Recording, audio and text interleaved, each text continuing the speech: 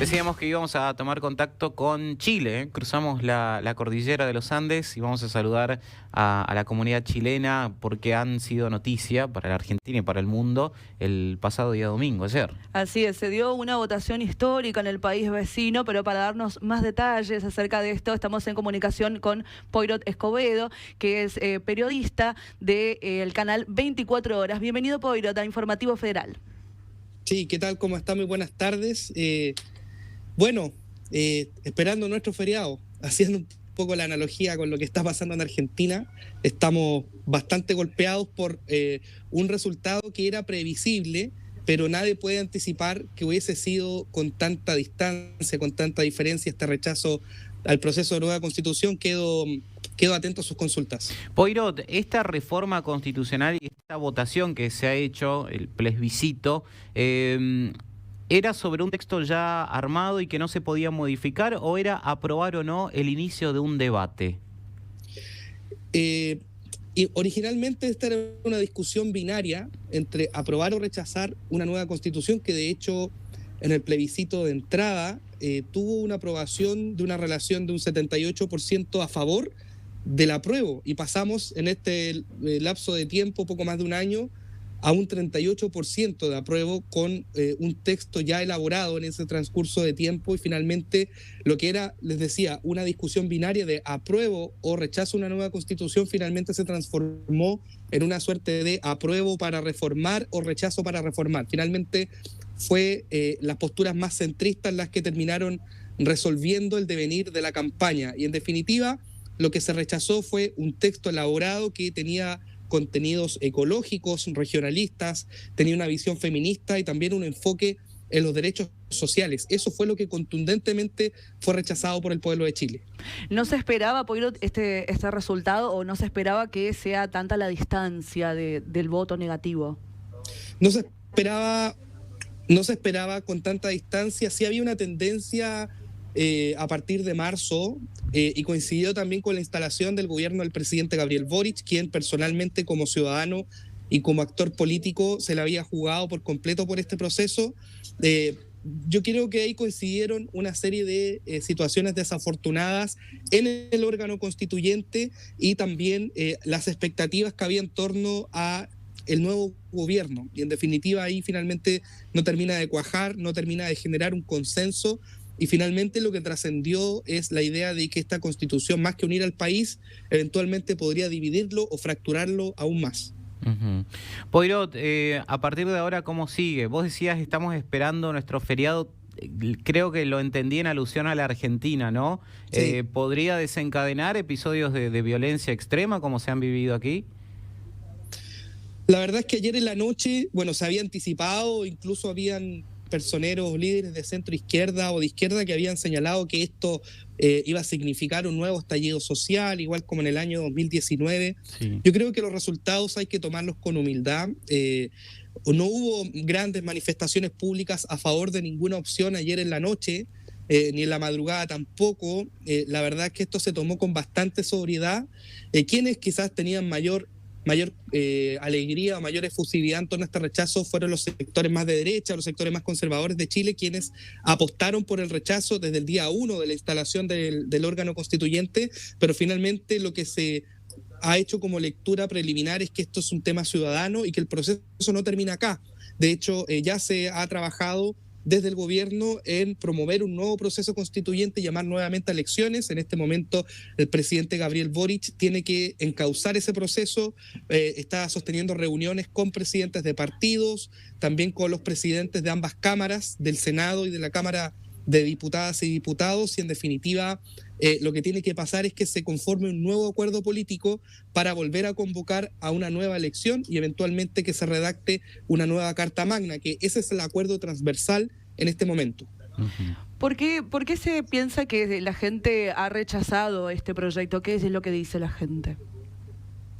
Lo que les comentaba en un comienzo, yo creo que aquí hay desde los diagnósticos más obsecuentes hasta los diagnósticos más conformistas o más conservadores. Voy a ir del extremo quizás más obsecuente o quizá la mirada más crítica a los medios de comunicación en Chile, que en su mayoría, no explícitamente, pero sí implícitamente optaron por el rechazo. También se le atribuye esto a una millonaria campaña por parte del rechazo impulsada por los poderes fácticos, los grandes empresarios, en fin, esa es una visión más crítica, también a la fake news, pero hay otra visión quizás más moderada que apunta a que finalmente el texto no logró ser comprendido por la ciudadanía, las virtudes del mismo, y también habían algunos aspectos críticos que más que entender la Constitución como un sistema, se criticaron algunos elementos puntuales. Por ejemplo, el concepto de plurinacionalidad. Hoy día Chile es un país, es un Estado unitario con una gran nación, y un único pueblo. Finalmente lo que se buscaba acá consagrar era la plurinacionalidad, y en el reporteo en la calle, conversando con la gente de distinto color político, esta idea de que el país se iba a dividir en múltiples naciones no terminó de cuajar. Claro. Lo mismo con el sistema de justicia, que se proponía también como un sistema alternativo a los pueblos originarios. Eso también un poco vino a cuestionar lo que es el principio de igualdad ante la ley, ¿no?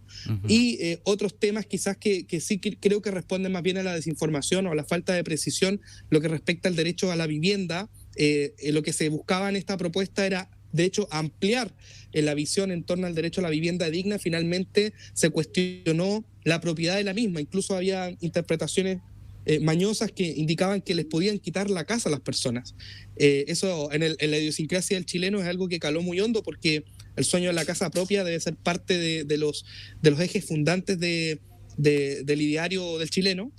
Y también otro elemento que me parece que fue bastante crítico, guarda relación con, por ejemplo, las pensiones, la salud, el hecho de promover quizás un enfoque más público, más que el privado, o más que lo mixto. Ahí también hizo bastante agua esa propuesta y no logró de cuajar. Claro, porque viéndolo así y de lejos, obviamente, hablando y opinando desde la Argentina, sin por ahí conocer en detalle, uno no entiende que hoy los chilenos hayan optado por seguir con una constitución que es de la época de Pinochet, ¿no? Y no podemos entender cómo se niegan a ampliar derechos, ¿no? Vos hablabas también de derechos hacia las mujeres, ¿no? Algo sí, que, de hecho, o de federalizar, si se quiere, también el país, como otro de los aspectos que se analizaba.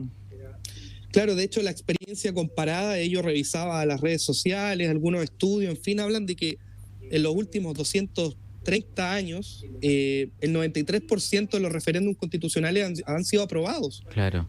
Somos parte de la minoría, de esa minoría tan minúscula, pero a la vez tan mayoritaria y tan contundente, de pasar, insisto, de un apruebo de un 78%, casi un 80%, ahora a un apruebo que se redujo prácticamente a la mitad, a un 38%. Eso habla, por cierto, también de una autocrítica que tienen que hacerse las personas que protagonizaron el proceso constituyente, que de hecho eran personas que no habían tenido acceso al poder en los 30 años de democracia que teníamos. Hablamos de independientes que eran por fuera de los partidos políticos, los pueblos originarios, la paridad. Esta convención estaba redactando por primera vez en la historia de la humanidad un órgano colegiado paritario. Son elementos que uno puede decir son ideas de época, ¿no? Son parte, digamos, de algunos avances civilizatorios de todo país que aspira al desarrollo, a actualizarse. Finalmente, yo creo que más que impugnarse esos elementos, quizás los elementos más universales, lo que se terminó de impugnar fue estas particularidades que calaron muy hondo. El sentimiento patriota en Chile aparentemente fue mucho más transversal que demandas como el derecho al agua, como las reivindicaciones de los pueblos originarios. En fin, ahí hay elementos simbólicos que finalmente no terminaron de generar sentido de mayoría.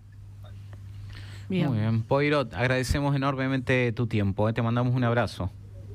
Que esté muy bien. Hasta pronto. Gracias, hasta luego. Poirot Escobedo es periodista del canal 24 Horas allí en Chile, reconocido medio de comunicación de ese país, que ayer seguíamos un poco la transmisión de lo que estaba sucediendo, y la verdad que cuesta entender, ¿no? Porque han resignado ampliar derechos por tal vez una mala comunicación, indudable, lo decía Sí, Poirot, ¿no? sí, sí, sí. Las fake news, la postura que han adoptado algunos medios de comunicación, incluso la derecha chilena, que es muy fuerte en ese país, que ha plasmado indudablemente y ha desembolsado mucho dinero para tratar de revertir este resultado que se había dado inicialmente a favor de la aprobación. Bueno, lo han logrado, lo han revertido y finalmente los chilenos dijeron no, vamos a seguir con esta constitución que data de la época de Pinochet, el último gran dictador que ha tenido gran por el poder que ha tenido Sudamérica. Bueno, indudablemente habrá que rever cómo se comunica y puntualmente algunos derechos que por ahí los chilenos no están conformes, como